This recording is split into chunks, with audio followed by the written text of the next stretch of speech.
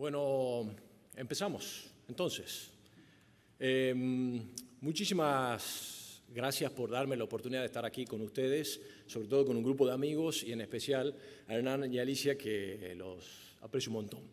Yo tomo la temática de hoy y voy a compartir con ustedes una serie de transformaciones. En 2017 me pasó de tener que vivir una experiencia 1 en 1.000.000. Nos pasó que perdimos a un hijo luego de un tratamiento de quimioterapia. Tenía 1 año y 1 mes, lo cual significó que tuve que dejar de ser arquitecto y al final tuve que dejar de ser padre también. Pero sí aprendimos con mucha fuerza lo que era el sentido de la vida y cuál era el mensaje que nos dejaba él. Y él nos dejó un mensaje que decía, cuando ya no queda nada, lo único que queda es el amor entre las personas. Así que hoy decido vivir en honor a él y lo que significa vivir intensamente. En el 2018, 2019, me tocó vivir en situaciones bastante conflictivas de la arquitectura y durante ese tiempo escuché a muchos arquitectos que les pasaba lo mismo, sufrían lo mismo. Entonces había algo que no estaba bien con la profesión. También tomé conciencia del impacto negativo que tenía con lo que hacíamos nosotros, con la contaminación. Así que decidí transformarme y decidí cambiar mi enfoque, decidí ayudar a los arquitectos. Durante la pandemia me reuní con 1988 arquitectos para poder intentar resolver sus problemas y llegamos a la conclusión que el principal problema era la relación con el cliente. Había 3 factores fundamentales que hacían muy compleja esta relación. Primero, un nuevo usuario. Segundo, la informalidad. Y tercero, el ego del arquitecto. Esto, durante la pandemia, la experiencia llevó a que los usuarios tomen mucha conciencia espacial, pero sobre todo intensifiquen su comportamiento digital, para bien o para mal. Eso llevó a que este primer factor, el nuevo usuario, transforme su cosmovisión y empiece a saber mucho más, a ser mucho más consciente de su realidad, a interactuar más, a decidir más, lo que los hizo mucho más difíciles, los convirtió en clientes difíciles. Pero antes la vida no era tan así. Hace 30 años la arquitectura que hacía mi padre era más fácil, había más tiempo, había más espacio. Pero hoy la presión es infernal, 24 horas al día, 7 días de la semana, con la cara pegada al celular. Tomemos conciencia de eso. El segundo factor tiene que ver con la informalidad de todo el mundo, la informalidad que afecta la relación con los clientes, que hace que sea cada vez más difícil. En un contexto difícil, complejo, hostil, caracterizado por el incumplimiento, donde todas las culpas se trasladan a un solo personaje, el arquitecto. Pero nosotros también no somos informales a la hora de planificar, a la hora de comunicarnos con el cliente. Hagamos mea culpa también. Y también no solo eso, sino que no nos formamos para gestionar bien los proyectos, para dirigir bien las obras, para administrar y aún más grave, para poder gestionar bien la relación con el cliente. Nos falta un montón. Pero el tercer factor es el ego del arquitecto. Porque decidimos estudiar y hacer arquitectura porque queríamos hacer proyectos emocionantes, espectaculares, para poder destacarnos de los demás, para que nos reconozcan por nuestra capacidad creativa, para que podamos trascender e impactar y dejar una marca en la historia como lo hicieron grandes arquitectos antes que nosotros. ¿Y el cliente? Existe una contradicción en nuestra mente. ¿El cliente es un medio para hacer arquitectura o la arquitectura es un medio para servir al usuario? Reflexionemos. La prioridad fundamental de la arquitectura debería ser mejorar la calidad de vida de las personas. Pero si nosotros nos proyectamos con conciencia sustentable, estaremos comprometiendo la calidad de vida de nuestros hijos. Y el impacto negativo de la arquitectura es gigante.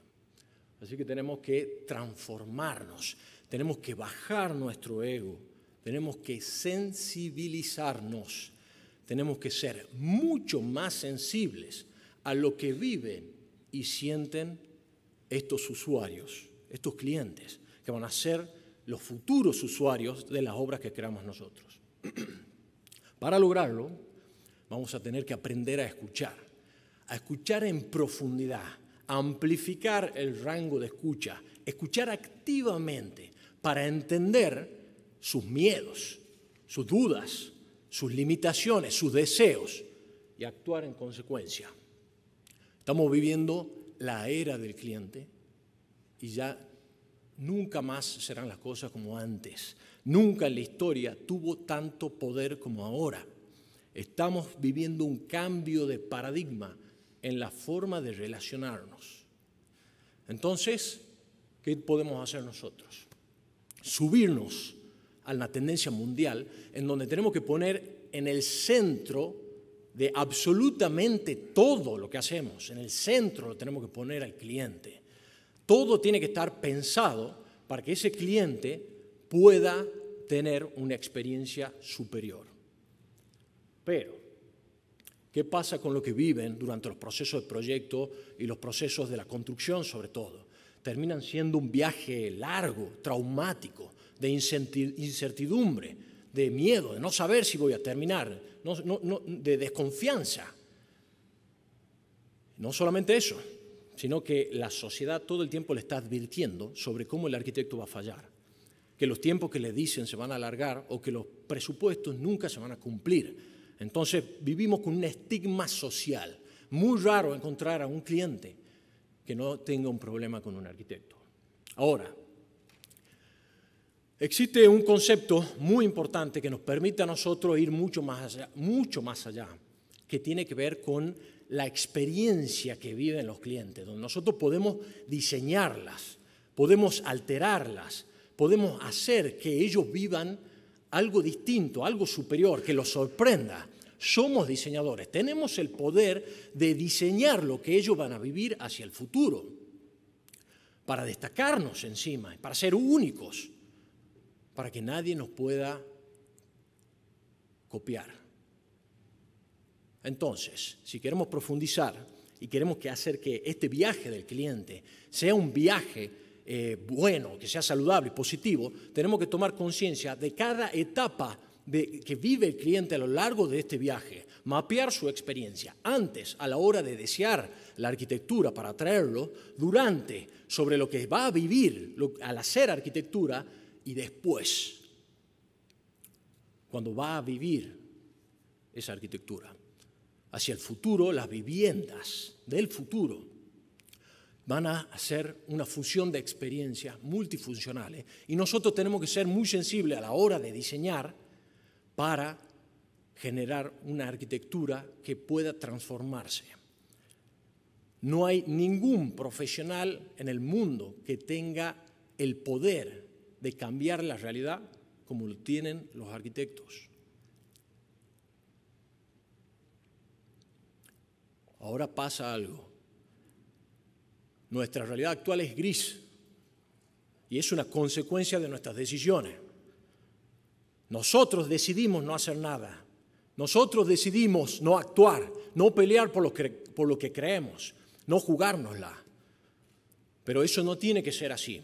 La pelea no está terminada. Sí podemos cambiar la realidad, sí podemos hacer que se vuelva a convertir en el verde que queremos nosotros. Sí tenemos el poder, sí podemos transformar.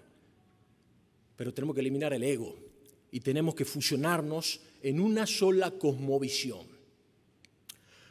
Hacia el futuro, los que tengan, solo los que confíen en este principio y se animen a transformarse y logran combinar una arquitectura noble y respetuosa con un diseño de la experiencia que le permita a todas las partes ser feliz, muy cuidadosos con su vida, haciendo lo que más les gusta y nos apasiona.